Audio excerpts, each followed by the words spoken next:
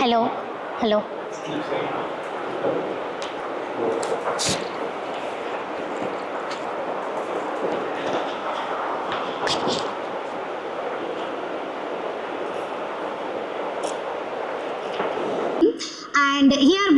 And here what is the technique we are using in this massive MIMO? Means we have so many techniques are there. Precoding, beamforming, and next cellular free MIMO. All the techniques we are used, but this is a thing I have done here only for the precoding technique for the number of users here. No, more number of users up to n. Here we are using that more number of users. Whatever the data will be transmitted to the receiver, it will be taken as in by using the M antenna base station, by using spatial multiplexing. Why? Because this is a massive MIMO technique, can be used to give the data in terms of beams. So what are the limitations of this conventional technique? Means we have so many limitations in that conventional technique. In the conventional technique, the data rate will be very less, latency will be very high, and throughput is also very less, and we have so much of lack of energy efficiency, and they have increased the PAPRL, peak to average power ratio also. So whenever you are going to the performance wise also, in a conventional technique it has less performance and it has more complexity. And these conventional techniques, whenever you are going to the individual aspect of this QoS, this is very less in MIMO techniques. So what are the complexity means? By using MIMO and as well as what are the previous techniques we have, those previous techniques having the high computational complexity. But whenever you are going to the massive MIMO also, it has more number of antennas, but the complexity will be increases. But whenever the complexity will be increases, but we have the so many of algorithms are there. By using scheduling algorithms, here we can improve the capacity, and we can increase the processing power and the capacity.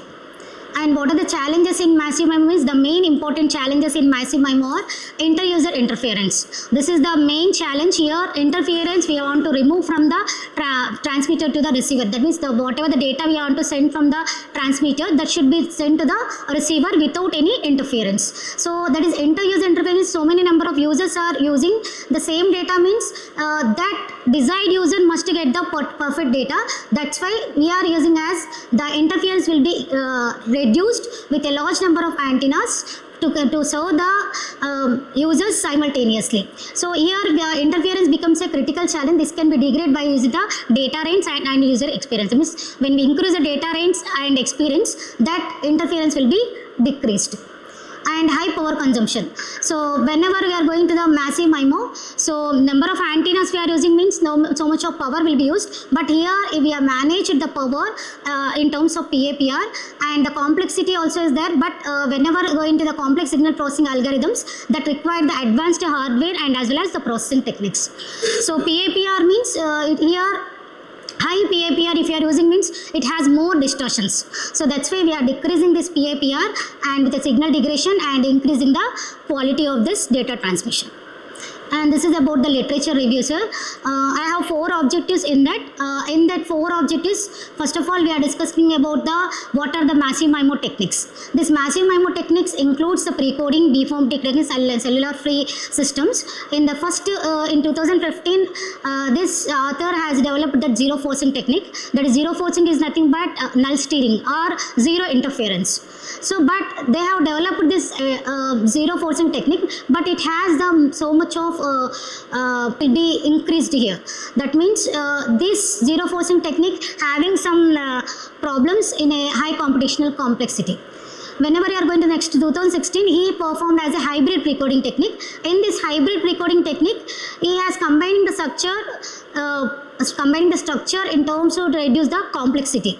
So this hybrid precoding schemes can be used for multi-user schemes.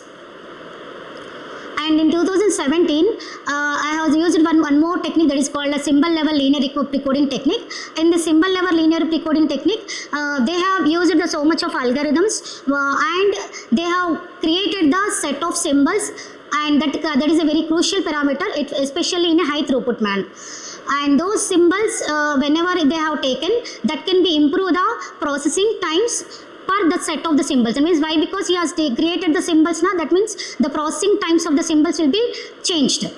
And one more thing, in QoS, whenever you are going to the 5G mobile networks, the next technique it can be used for the improvement of the quality of service. Yes, sir.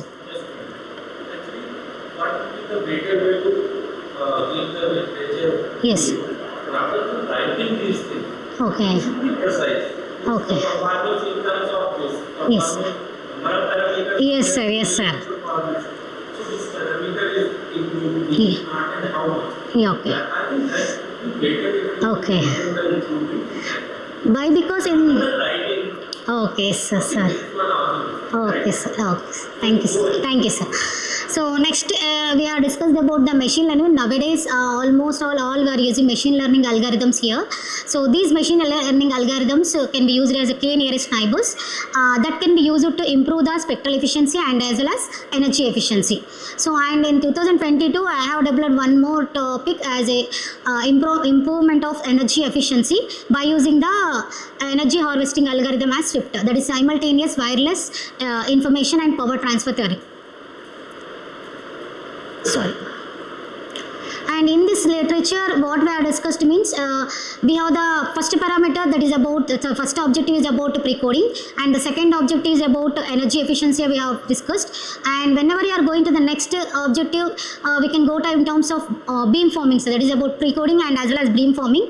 Beamforming is also a massive MIMO technique. So we have four different types of beamformings are there: analog beamforming, digital beamforming, hybrid beamforming, and as well as adaptive beamforming. So already I have done the research on all these analog, digital, and as well as hybrid beamforming techniques. But in all we have the disadvantages are there. So that's why we are going for the adaptive beamforming technique in the next method, sir. And after that we have discussed already the second objective is about SWIFT, that is called simultaneous wireless information and power transfer algorithm, and FGWM is Fuji Gray Wolf optimization algorithm, and my technique is called as SCS BLSTM algorithm. The residual energy will be increased. So these are the residual energy percentage have by using this diagram. And the last, what are the three parameters what we had in the throughput, energy efficiency, and as well as residual energy at SNR is equal to 10 dB. That is what is the performance of this stacked convolution sparse BLSTM autoencoder. So these are the values I have given here: throughput and energy efficiency and as well as residual energy. And the last parameter why we have quality of service we have to improve means the system capacity. How we have the system capacity in this stacked convolution sparse bidirectional long short-term memory autoencoder. So this is a system capacity how we are improving in terms of SNR, sir. That is the system capacity will be improved when the SNR will be increased. At last, I am discussing about what is the quality of service. This quality of service will be increased for the different users. Number of users, for example, I am taking only 4 users. This can be interference and fading. So these are the conclusions that we have developed by using which method all these parameters will be improved. The efficiency will also be improved by using this SCS-BLSTM network. And this is the future scope. Future scope means now we are in 5G. But this application will be extended for 6G also by using this neural networks concept. And we can use the more advanced optimization techniques also can be used to implement the QoS. And we can use the scheduling algorithm.